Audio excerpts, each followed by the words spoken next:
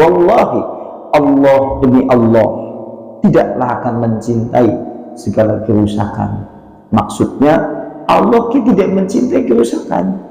Sesungguhnya yang menjadikan bumi yang kita pijak ini rusak ulah manusia, bukan ulah Allah. Karena permasalahannya adalah kerusakan yang ditimbulkan di permukaan dunia ini semuanya itu diundang dengan dosa-dosa. Naudzubillah summa naudzubillah. La ilaha illallah Muhammadun Rasulullah alaihi salatullah wa alihi wal ahibbah. La ilaha illallah. Sekarang adalah al-ma'asi sababul fasadi fil ardi. Kemaksiatan, dosa-dosa merupakan sebab kerusakan di permukaan bumi ini. Dirusaknya bumi yang kita pijak, rusaknya kemudian bumi yang hari ini tempat kita hidup, itu semua dipermasalahkan karena oleh dosa-dosa yang dilakukan oleh manusia. Wa min asari dunubi wal ma'asi, merupakan dampak dari perbuatan dosa dan maksiat. Annahas sungguhnya tuhaddisu fil ardi anwangan minal fasad, nanti akan berakibat dan membuat kerusakan di berbagai belahan bumi dengan segala macam jenis kerusakan. Seperti itu kerusakan pada air, banyu, air, berkurangnya air, atau mungkin airnya keruh, atau susahnya manusia mendapatkan air. Wal hawa atau udara, wal hawa atau udara. Makanya dulu saya pernah menyampaikan kepada Anda, anak ulama dulu ditakoni, nah apa ya kalau subuh itu udaranya segar, anjungan keluar subuh berangkat menuju masjid, masya Allah udaranya seakan-akan itu segar, hirupannya masuk ke hidung-hidung kita masing-masing. Lantas tatkala kemudian ulama ditanya seperti itu, dia menjawab, alasan kemudian udara di pagi hari itu segar karena sungguhnya orang-orang berdosa, orang-orang munafik belum ikut bernafas bersama kami. Seperti itu. Jadi wong-wong munafik, orang-orang berdosa lu melu ambekan, artinya lu pada tangi mulai segar. Justru mulai jam 7 jam 8 mulai panas. Itu ini ulama seperti itu, sehingga kalau disebutkan di kitab ini kerusakannya adalah mulai di air, di udara, wazarni dan pertanian atau tanaman-tanaman, pertanian ataupun kemudian tanaman-tanaman, wasamarati atau buah-buahan, wasamaki atau ikan-ikan, wal masakin atau tempat tinggal. Dulu kan saya pernah ngomong kepada jenengan, dewek zaman cilik kepengen iwak bayong enak nang sawah di Solo, di tiap-tiap yang ada airnya kita sering mendapatkan ikan banyak, ikan betik, ikan bayu, banyak. Hari ini kita jarang banget angele. Nanti sampai boleh mempasang pagi iwak bayong dua ketemu itu pesen ini karena hari ini mau boleh, jadi mungkin kerusakan itu ditimbulkan karena dosa-dosa manusia. Zaman cilik dewek sebagaimana di bab sebelumnya telah disinggung. Bab sebelumnya kan menyebutkan sampai-sampai seorang mujahid dia berkata, burung yang paruhnya panjang, kakinya panjang, warnanya kemudian abu-abu, di tanah kami mereka mati di sarang mereka akibat dari dosa-dosa manusia. Caranya bahasanya dewek menukundul. Sampai zaman cilik mengsawa kumpul birang-birang sikit orang siji ya kan ya, kecuali di sawah-sawah tertentu. Kalau sebenarnya kita bertanya kemana perginya burung-burung itu, bukankah burung itu termasuk ekosistem, bagian dari keseimbangan alam agar manusia bisa hidup dengan nyaman?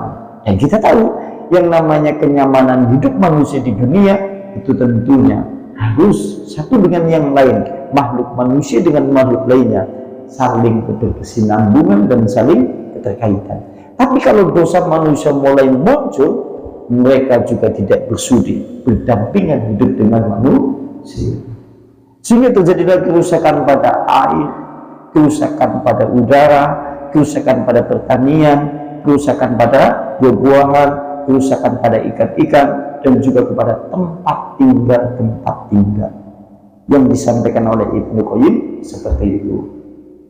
Kalau Allah Ta'ala, Allah Subhanahu Wa Ta'ala berfirman, Allah Subhanahu Wa Ta'ala berfirman, surat Rum berarti surat 30 kalau tidak salah, ayatnya ayat 41. Di sana Allah Subhanahu Wa Ta'ala berfirman, nanti panjenengan tinggal di surat Rum ayat 41.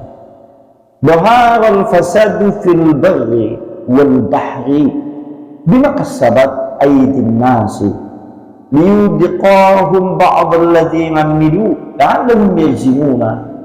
Surat Rum ayat 41. Telah nampak, telah dohir, telah nampak pada pandangan manusia.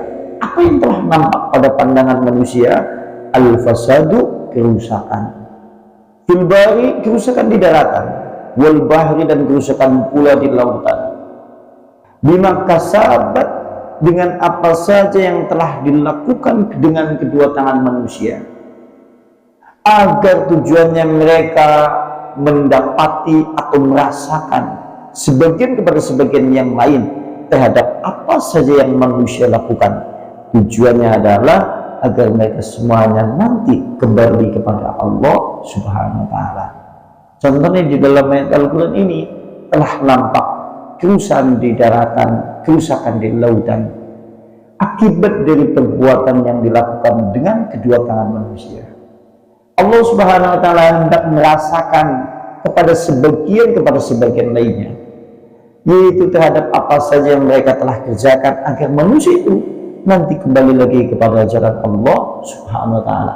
Qala Mujahid berkata, menafsirkan ayat tadi.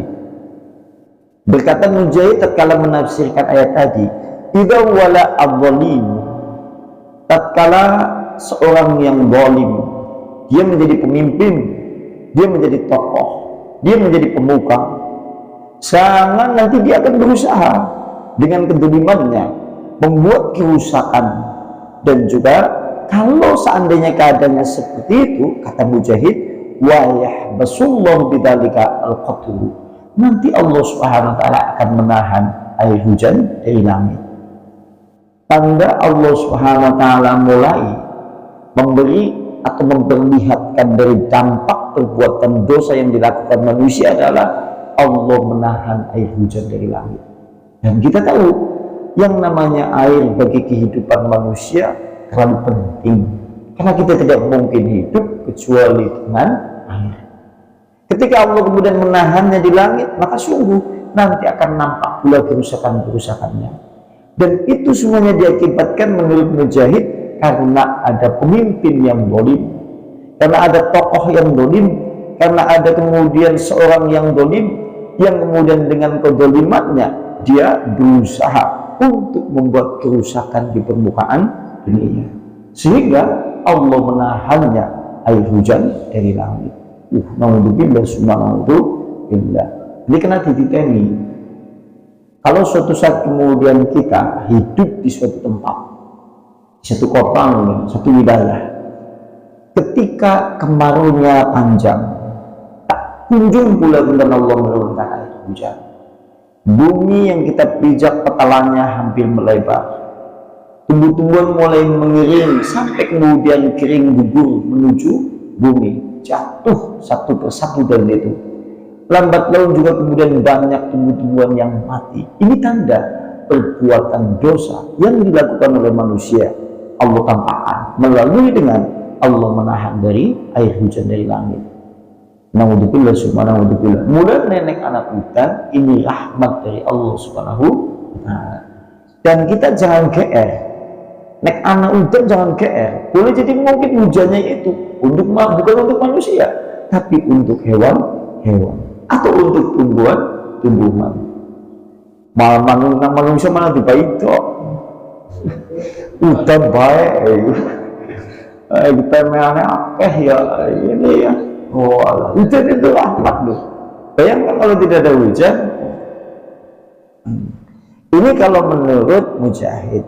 Kemudian Mujahid berkata, wa yuhliku al-harsa wa nasr, sampai akhirnya kemudian menghancurkan, karena tidak ada hujan, menghancurkan yaitu tumbuh-tumbuhan dan juga menghancurkan binatang-binatang yang ada di permukaan bumi. Wallahi, Allah demi Allah tidaklah akan mencintai segala kerusakan. Maksudnya Allah tidak mencintai kerusakan. Sesungguhnya yang menjadikan bumi yang kita pijak ini rusak ulah manusia, bukan ulah Allah. Karena permasalahannya adalah kerusakan yang ditimbulkan di permukaan dunia ini semuanya itu diundang dengan dosa-dosa.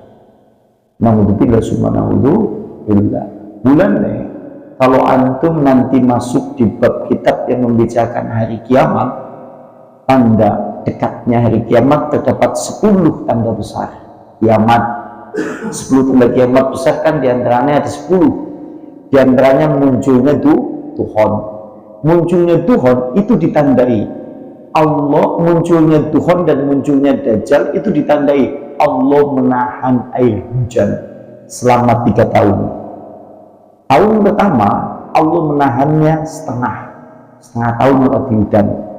Tahun berikutnya Allah menahan 3/4, berarti sangat mudah. Tahun berikutnya Allah tidak menurunkan air hujan sama sekali dalam bilangan 1 tahun itu. Ini tanda. Setelah kejadian itu tampak bumi yang kita pijak kering kerontang. Bumi hampir-hampir mati karena tumbuhan yang hijau juga ikut mati. Pemandangan seakan gersang, tidak segar dan tidak menghijau lagi dalam pandangan manusia. Nanti setelah itu maka muncul fitnah yang besar, yaitu fitnah Dajjal. Bulan itu ditandai seperti itu. Naudzubillah subhanahu wa ta'ala. Dan berikutnya, summa qara'a, setelah beliau Mujahid menyebutkan itu, setelah Mujahid kemudian berkata demikian, dia membaca firman Allah, surat tadi, surat Rum ayat 41. Dhaharal fasadu fil bari wal bahri bima kasabat aydin nas liyudhiqahum ba'dal ladzina 'amilu la'allahum yarji'un. Telah nampak kerusakan di daratan dan di lautan akibat dari perbuatan yang dilakukan kedua tangan manusia, untuk supaya merasakan sebagian kepada sebagian lainnya terhadap apa saja yang mereka telah kerjakan dari dosa-dosa, agar mereka itu semua kembali kepada Allah Subhanahu wa ta'ala. Summa qala, kemudian dia berkata, yaitu Mujahid menjelaskan ayat tadi. Mujahid lantas kemudian berkata menjelaskan ayat tadi, amma wallahi, maka adapun demi Allah, ma huwa bahrukum hadha, lautan pada kalimat ayat Al-Quran itu yang dimaksud bukan lautan kalian. Sing dimaksud nang kono kalimat telah terjadi kerusakan di daratan, di lautan. Mujahid terus menjelaskan, yang dimaksud lautan pada kalimat di situ bukan lautan kalian.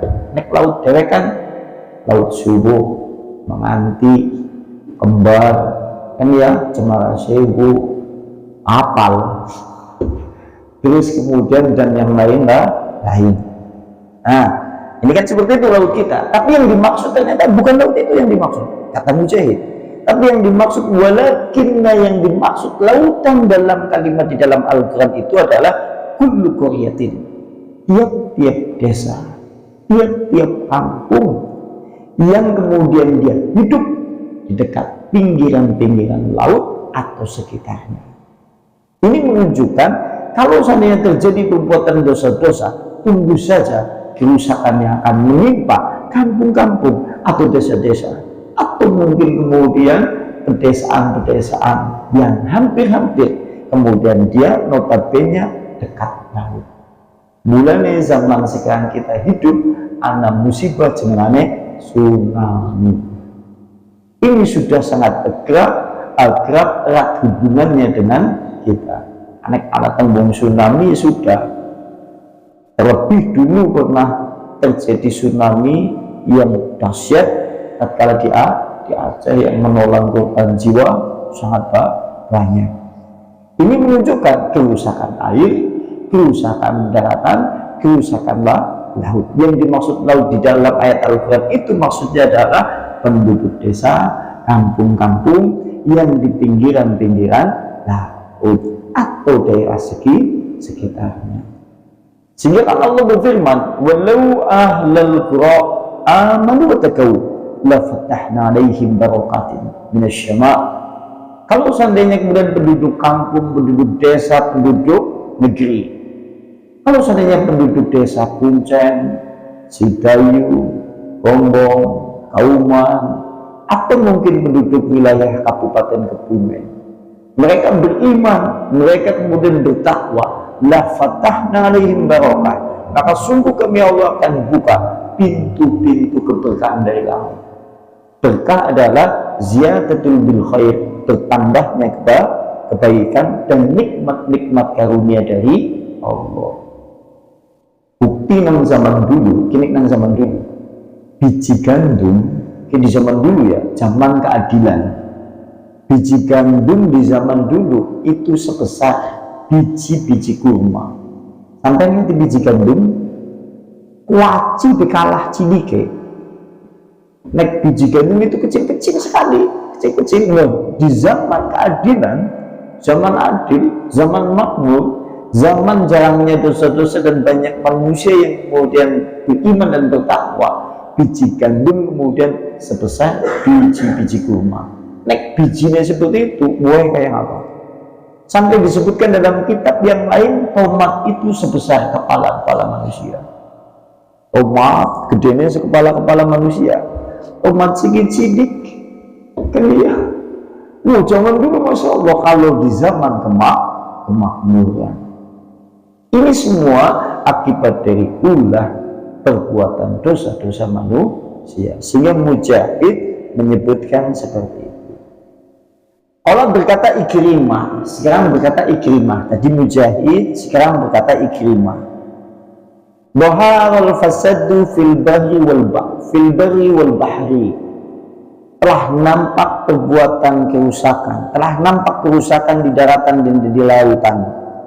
Amma inni la aqulu lakum, maka adapun sesungguhnya aku tidak berkata kepada kalian, kata dia Ikrimah, bahrukum haba, lautan kalian semuanya, bukannya aku maksud ini.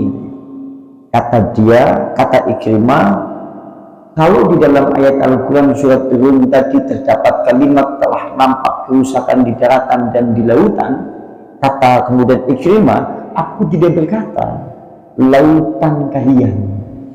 Aku tidak berkata lautan kalian kan berarti laut Kanare. Tapi yang aku katakan adalah kullu qaryah, itu setiap kemudian desa, setiap kampung yang kemudian dekat dengan aliran sungai yang menuju ke penghulu laut. Derek termasuk dia butuh.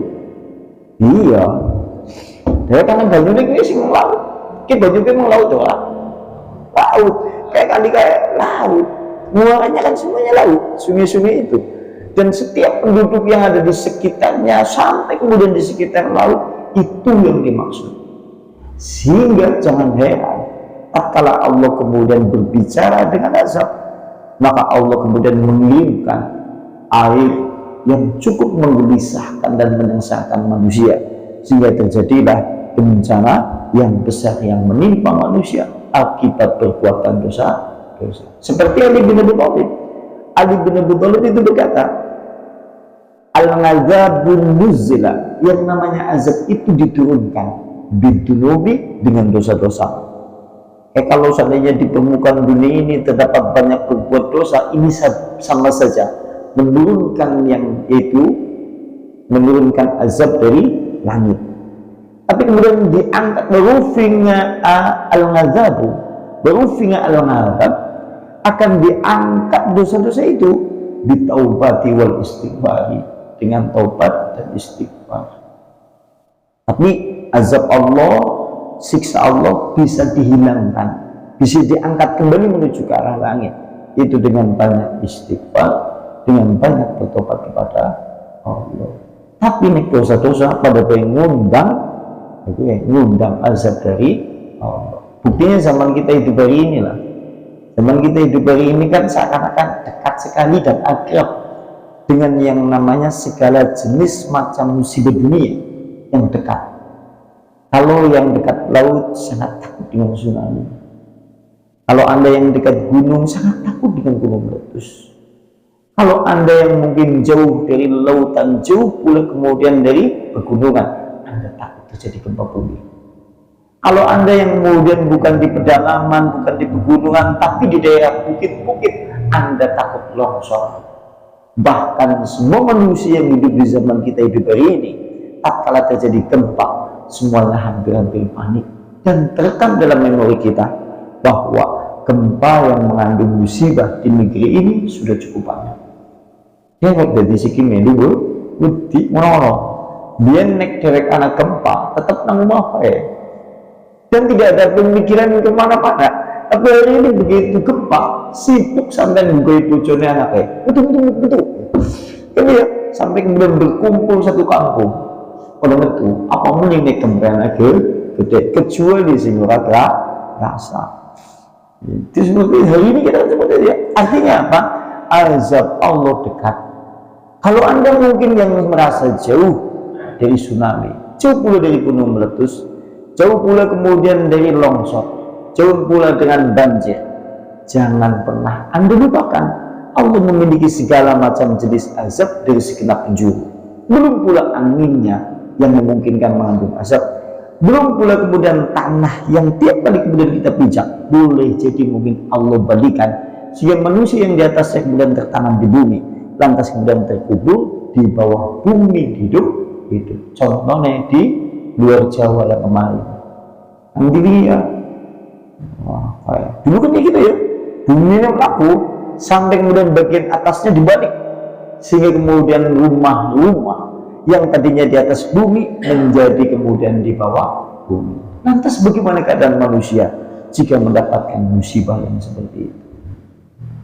Kalau suatu saat kemudian kita berbicara musibah seperti itu, ya ini masih ringan. Yang lebih besar lagi adalah tatkala kemudian ditimpa musibah itu karena dosa-dosa, manusia belum bertobat. Tatkala kemudian binasa, dia dalam keadaan tidak membawa iman kepada Allah. Dia di dalam musibah yang paling besar. Kenapa? Nanti karena begitu mati, ia akan digiring menuju kehidupan selama-lamanya di dalam neraka. Naudzubillah subhanallah. Contohnya ini, zaman sekian ini ya, dari gede kok.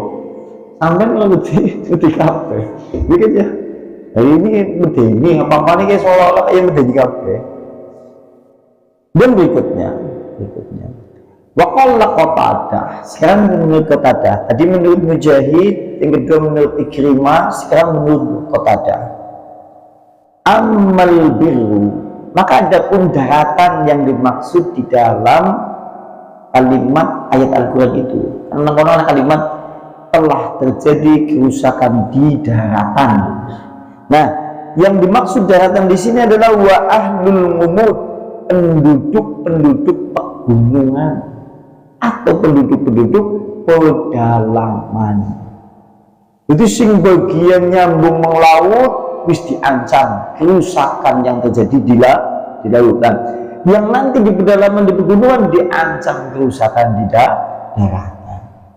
Maksud dari kalimat yaitu para penduduk pedalaman dan penduduk kemudian yang ada di wilayah pegunungan, itu yang dimaksud dengan istilah daratan yang di dalam ayat Al-Quran surat Rum ayat 41. Siki artinya manusia tidak ada yang aman. Kebetulan kita status wilayah tempatnya itu tengah-tengah, kan lautan Yaman dan Atoh, kan gunung Yaman dan Atoh. Ke arah timur gunung jauh pula, ke arah barat kita jauh pula, ke arah kemudian selatan kita jauh pula, ke arah kemudian utara kita jauh pula. Kita seakan-akan dalam kondisi yang aman, seakan-akan. Tapi jangan pernah melupakan, kita masih memijak permukaan bumi, dan bumi itu milik Allah. Memungkinkan di sini disebutkan al-ma'asi sababul fasadi fil ardi, sebab kerusakan di permukaan bumi ini disebabkan karena dosa. Boleh jadi karena saking dosanya bumi itu diwalik malah. Dan kita tahu banyak kisah yang mengisahkan seperti itu. Contohnya adalah Qarun yang ditenggelamkan di bumi, ditenggelamkan hidup bersama harta bendanya, yaitu Qarun bersama 18 atau 20 orang yang perkasa. Jadi 20 orang yang badannya besar-besar itu memikul kunci-kunci kekayaannya, kunci-kunci berangkase kit digawa nang wong 20 sing awake gede-gede gitu kayak. Wow, berarti kira-kira kekayaannya seberapa?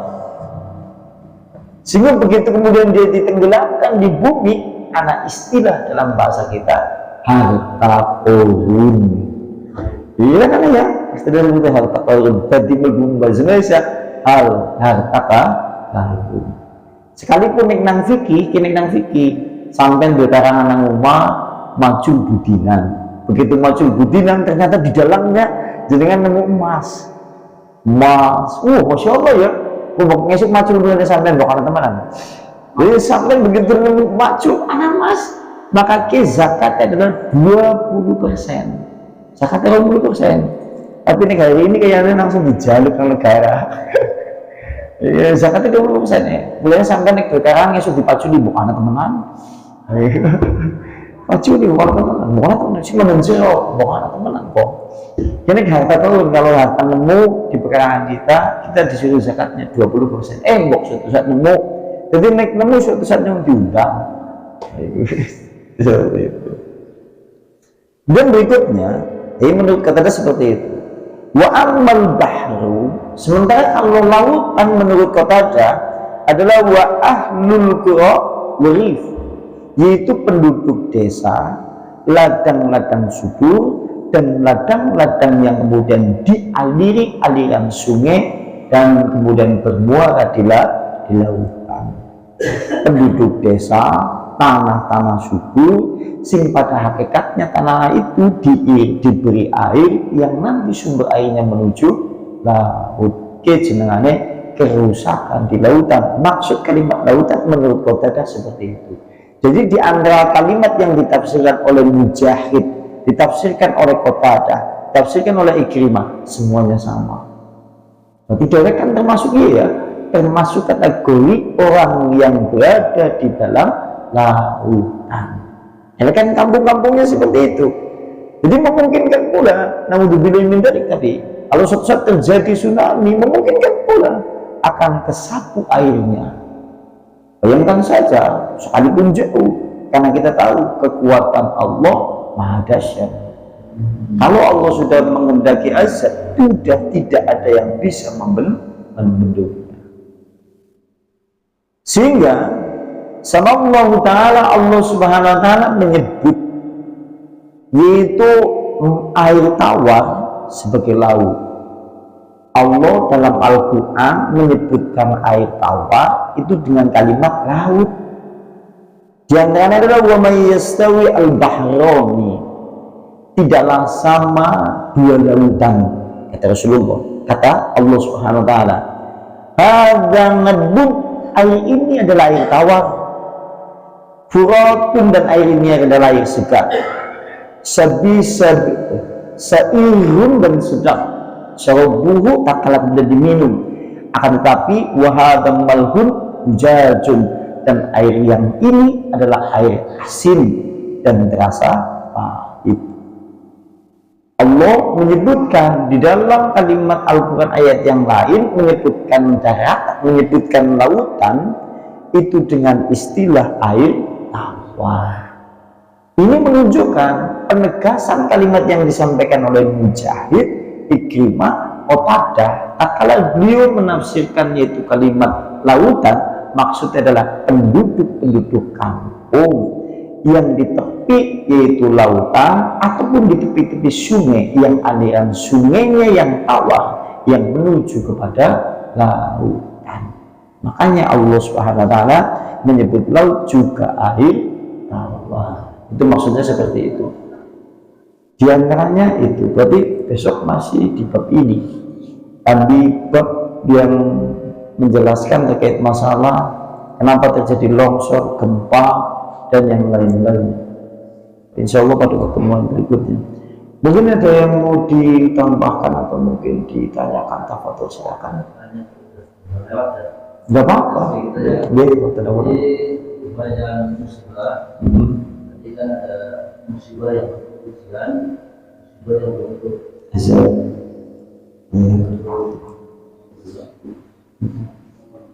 teguran, Iya. dan juga yang bentuk azab.